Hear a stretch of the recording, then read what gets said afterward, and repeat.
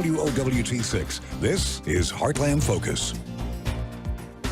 Hey, good morning. Welcome to Heartland Focus. Today, we got a couple guests that's going to be talking about this upcoming event, a Native Omaha weekend.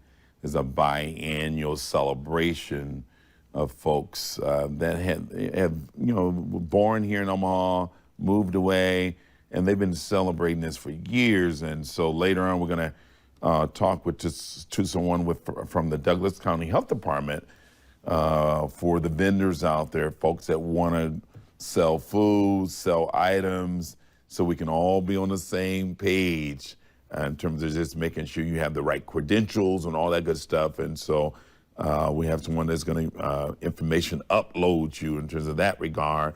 But first, we have someone that's involved with the planning committee operations. My good friend Vicki Quates Ferris is on with us this morning. Welcome, Vicki. Good morning, Tim. Thank you for having me. I appreciate it. Yeah, I almost called you. I'm sorry, but they don't probably know, but I almost slipped and called you Vicki Vale. One of my favorite, my Batman series. Yeah, Vicki Vale. Vicki Vale. Right. Stop the press. So when are we going to stop the press? Kind of in the namesake of the Vicki Vale kind of Batman, stop the press. You stopping the press this morning as it relates to the Native Omaha festivities and what's happening there. What are we stopping the press for people to hear and to know about? What's going to be so exciting? But first of all, for the ones that just don't know, Vicki, what are you talking about in terms of Native Omaha biannual celebration? What is that all about? Well, Native Omaha Days began with Betty McDonald and Vera Johnson. They were meeting and discussing about, ways to be able to celebrate those who, left Omaha, left the state for one reason or another. It could be for retirement. It could be for employment opportunities. It could be to be closer to family. But, having an event that will welcome Native Omahans back to the community and to celebrate those individuals that, left, but then also still have family members here. So about 46 years ago, Vera Johnson and Betty McDonald got together and decided to put on the Native Omaha Days. And so that is really how it all began. And it has now really evolved into a festival where there are major events that are taking place. There are a number of other events that are not hosted by the Native Omaha Days Organizing Committee, but they just want to be a part of the week-long event. And so, and I do say Vera Johnson and Betty McDonald, they are part of the Native Omahan Club. So it was the club that started the event. And back in about 2015, the club approached OEDC and Mr. Maroney to say, how can we work together to really elevate the festivities and the event itself?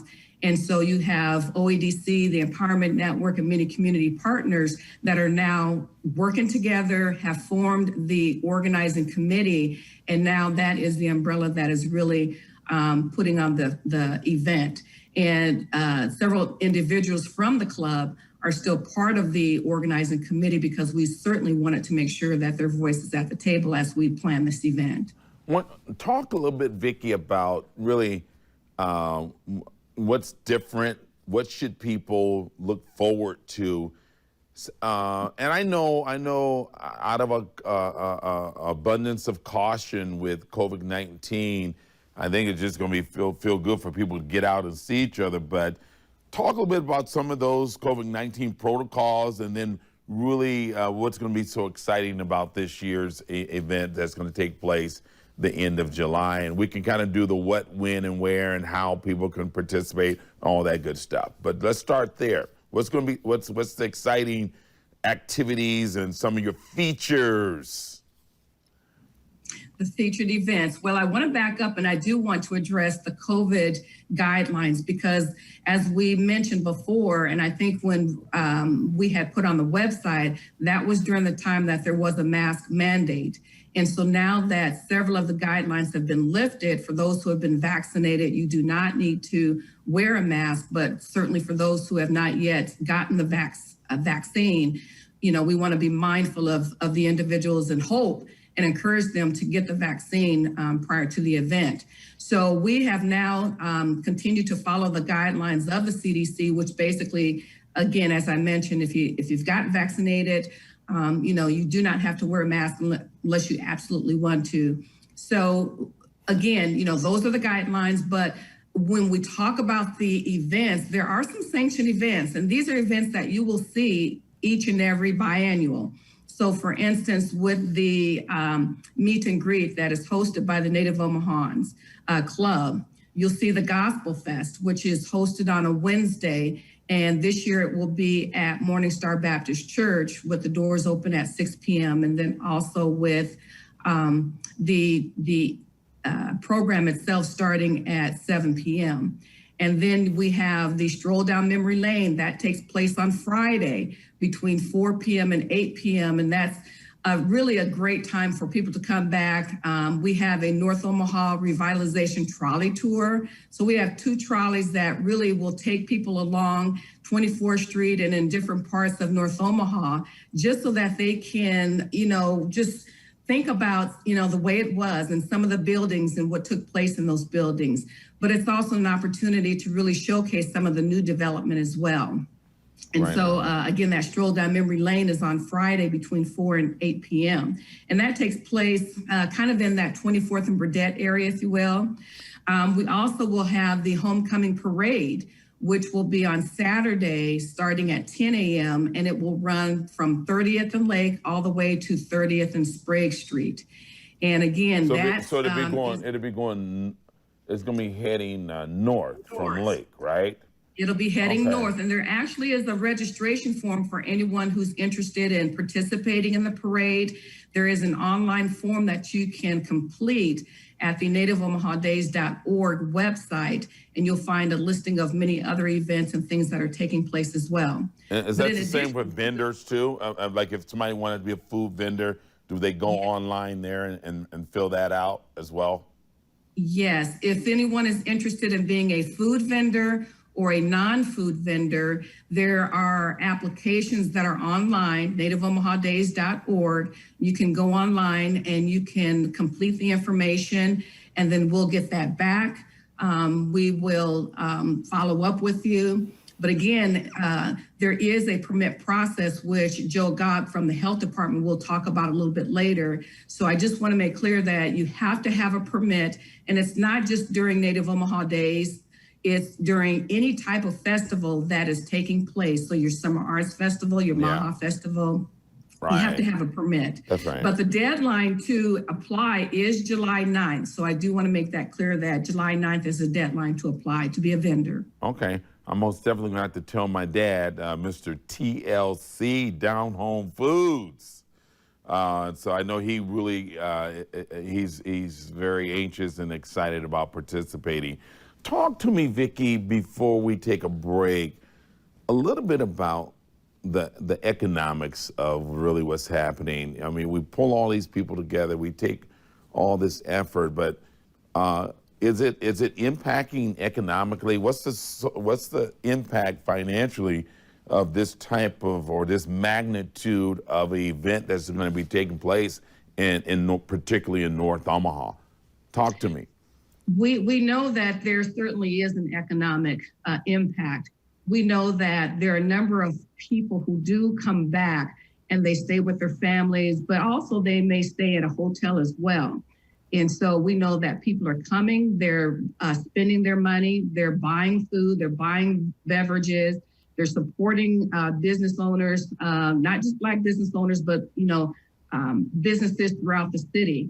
And so we're in that process to really look at how can we measure the economic impact, because we know there is an economic impact, but how do we measure that? And then how can we really put some numbers there that can identify just how much of an impact it is making to the city? And so we are working to really look at what are those measurements that we can put in place so that each time we can say for each year that this is the impact that this event makes. And so working with whether it's the Convention and Visitors Bureau, whether it's working with other economists that are out there, we really want to be able to put some true numbers together and build that data so that we can make a case that we do have people that are spending money, not just coming here, but spending money and really bringing in some dollars that really draw revenue to the city and the state. So you guys are working with the Visitors Bureau. We will be working with them. We're going to be contacting them because, again, all of that energy. They know and can really probably look at, with all of the events that go through visitomaha.com, I'm sure that they have an idea because they do work with some of the conferences and major events like the swim trials and the College World Series. They can really tell in terms of hotel stays. They can be able to, support us in that effort. But then there's also economists. There's a gentleman at Creighton that does this as well. Yeah, that'd be awesome. That if that whoever the committee, the powers to be, that we get that done. We get that done, and so we can really measure our success and the impact that we're having, not only in terms of North Omaha, but for the greater Omaha area with that type of energy that you're talking about. They're coming here and they're buying hotels, but also not only hotels, restaurants. They're getting their hair done. I'm getting a little clean shave on my head. Just that's spending money. And so, but talk a little bit about, we're running out of time, but you have some featured artists coming in town. You got concerts, events, and things like that. Let's talk about that a little bit. And I do want you to calm the waves and the nervousness of people that may say, hey, there's been recent shootings in North Omaha. What are we doing in terms of to keep this a safe event for everyone? Talk to me. Okay, I didn't know if we were going to a break or not. No, we good. So I would say, in terms of, and what was the first one? Because I do remember the concerts. Any headliners, that people should know about, something kind of just, hey, bam. Right. So we do have that Saturday. We do have a Southern Blues concert with Pokey Bear and Big Rob that will be there. So the featured artist is Bear alongside with Big Rob. And that will take place at the Malcolm X Foundation. The smaller the club, the bigger the party.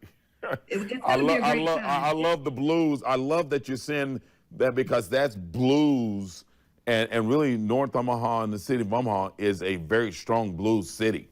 Yes. So I definitely encourage people to, we're going to have tickets available, I believe, through Eventbrite and some other outlets. Okay. So make sure that you check with nativeomahadays.org website because we will have tickets available. So definitely support that event that is being hosted by the organizing committee. And then the club has a dance that they will host, and that will be at the Strut as well. Oh, so the new Strut. That's a nice place off there on 90th and Fort. Okay. And then Michael Green is having a golf tournament that Friday as well. And then the Culture Fest, which is something new, is taking place between noon and 5 p.m. at the Malcolm X Foundation. That's immediately after the parade on Saturday. Oh, Culture Fest. So, nice. And then the Great Plains Black History Museum is Eric Ewing, the director, is going to extend some hours so that people have an opportunity. What about the Union for Contemporary Art? Are they going to be part of the festivities as well? What's that? I'm sorry. Union for Contemporary Art, right there on 24th and Lake Street. I will find out if their doors. The Love Jazz at Art Center. Yes. Oh, just right. Because we have a guide that people will be able to get when they get here that has all of the events that will be listed. Nice. So it's like an itinerary. But people who are out of town, the beauty is that they can actually see what's taking place before they even get here. There you go. And that's what's up. They can determine what they want to do once they set foot here, but they can also change their mind as well. There's just a number of things that are going to be happening. Well, I know 95.7 The Boss will be partnering with some folks. They're looking at doing something on Sunday at the River City Star. So that's that's what the magic. And then you have one committee that's kind of organizing and pouring all these events into so we can look like we're one. You know, that Frankie Beverly and Mays, we are one. Versus all over the place. So, that's extremely important. Yeah. I do want to address, you mentioned about the safety. We are working with law enforcement. We're working with organizations that their focus is primarily to decrease crime and violence. We also will have security personnel that will be on site. So we are taking every measure, every precaution that we know of and can do within our means to be able to host a safe environment and events as well. So we'll have overnight security in 2 of the major areas, one at OSBN, former OSBN parking lot where the food vendors will be, and then also where the non-food vendors will be, I believe located over at the Bryant Center.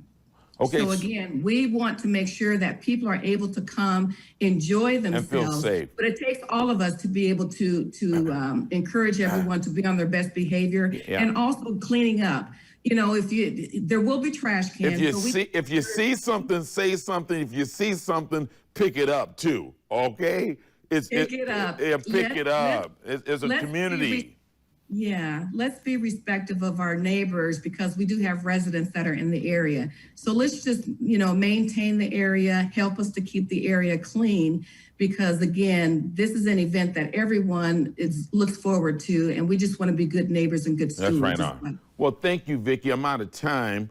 But I appreciate all the work you do and the committee and I just think it's I tell folks now, being born and raised in terms of North Omaha, that it is really time for North Omaha to win. Too many years have gone past where with just inadequate resources and things like that. And I just think there's a new energy, there's a new vibe that's taking place in North Omaha now that readiness to receive and roll up your sleeve and do the work. And this is part of it. So I'm gonna do my part, Vicki, okay? And so let's go. I appreciate you and I'm looking forward to seeing you during Native Omaha Days. All right, thank you so much, Tim. And sponsorship opportunities are available and thank the organizing committee. Tell the lion I said hello, Mr. Ferris, okay? I will certainly do that. Rawr. Okay, bye. Hey, we're going to take a short break, and when we come back, we're going to have our representative from the Douglas County Health Department. If you want to participate in these type of activities, we're going to talk about some of the rules and things you must have as it relates to permits. Stay with me. I'll be right back. Hey, welcome back to Heartland Focus. Yeah, just want to thank Vicki Quates Ferris for coming on. There again, in terms of just Native Omaha week-long celebration, go to their website. For your permits, go to Douglas County Health Department because you will have requirements as it relates to food permits, merchandise permits, but just go to the source and get that taken care of because they will be policing that. So you just can't just pull up and think you can just serve some food. You have to have the right credentials in order to be able to be one of the vendors out there. And then as it relates to the safety, look like they're gonna have protocols in place, not only COVID-19 protocols, but protocols in terms of just trying to keep crime down. And so I know there's gonna be a strong presence of the Omaha Police Department, and they're working very closely with the community leaders as well. This is our community. We got to protect it. We got to make it safe. Safety starts with us, the people. The police department is a partner in that safety, but safety starts with us first. And so we got to do the work to keep our community safe. We cannot let a small minority group of people cause the pain points that force us to shut everything down. Can't do it. And so we got to work with our police department, work with community leaders to make sure that we send a message that is unacceptable. It's unacceptable. So check out all the activities. They start Wednesday through Sunday. There's going to be something at River City Star on that Sunday evening, I believe, hosted by 95.7 The Boss. I know Jermaine Balliard is going to be involved with that. And also I'm going to be involved with the event that's going to be taking place on Sunday. I believe it's August 1st. And then you got the dance and a lot of things that's going to take place at the Malcolm X Foundation. But go to the website for more information. That's all for this episode. I'm going to take a short break, you guys, and when we come, I'll be right back with you. But we need to take for the calls for the pause. Take a little pause for the calls. Be right back. Hey! I tell you, this is an exciting time to be in Omaha, Nebraska, the place we call the Good Life. I want to welcome all of the college World Series, baseball World Series fans. Thank you. Thank you for making the trip, and thank you for spending time here in Omaha for that great activity, that great sporting event. And I also want to welcome and thank all the folks that traveled here for the Olympic trials, swim trials. Man, we are just not so much overwhelmed. We're just overly happy to have you in our city. And so for that, we say gratitude and thank you for coming. We're also celebrating this weekend. It's Juneteenth. So in the midst of all this, we're celebrating, it's kind of the Independence Day for Black folks. It's really the mark and celebration of freeing of the slaves for Juneteenth. And so they're going to have all kind of activities for Juneteenth. You got a festival that's going on at the Malcolm X Foundation, where you got concerts, you got Juvenile, local artists, Timeless featuring Anjali Mitchell. So it's just full of energy. Now, I have to, before I go, and you're going to have, you're going to be able to get your vaccination for COVID-19 at the Freedom Fest. So Charles Drew is going to be there. It starts at 12 o'clock, and they're going to be the lead sponsor of the Health Zone.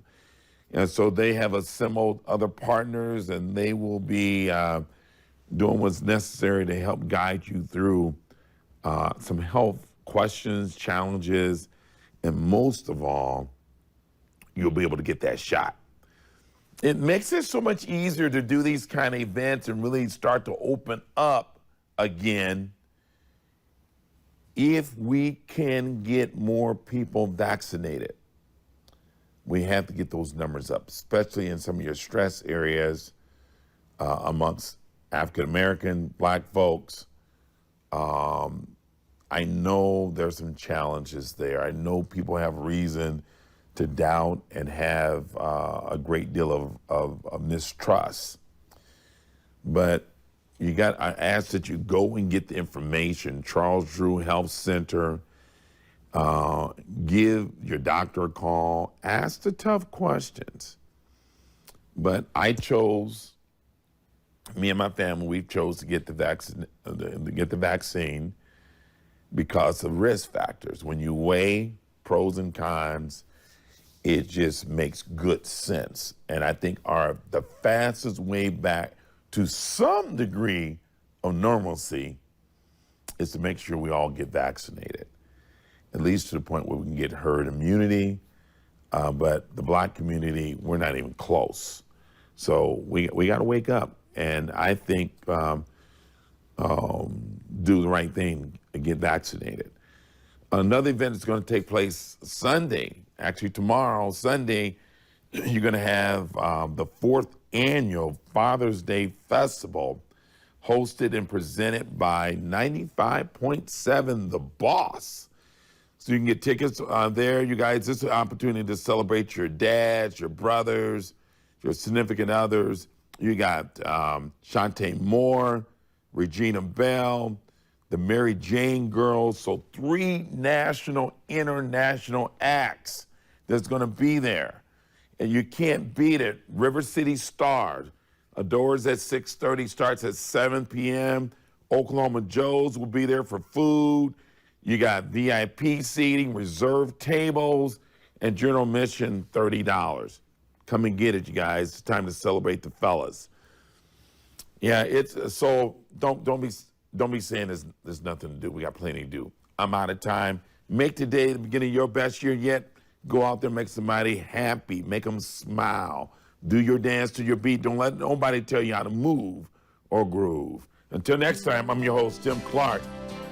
Go out there, do what it takes to be good to yourself. It makes it so much easier to be good to others. Stay safe out there. I'm out.